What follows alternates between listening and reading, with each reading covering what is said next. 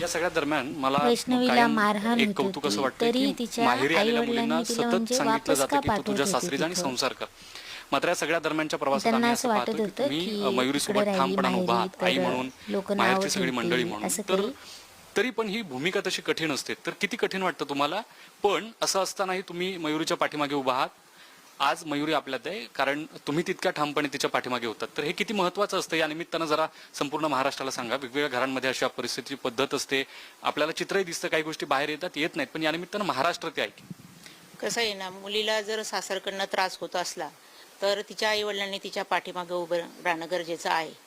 आणि मी जनतेला सांगू इच्छितो की जे काय आहे, मुलीला जर छळ होत असेल तिच्या सासरी तर मुलीला आपल्या माहेरी घेऊन येणं आईवडिलांचं कर्तव्य येते. आणि मुलीच्या पाठीमागे राहणं हे वडिलांचं कर्तव्य आहे. मी एवढंच सांगू शकते की आईवडिलांनी मुलीची बाजू घेऊन खंबीरपणे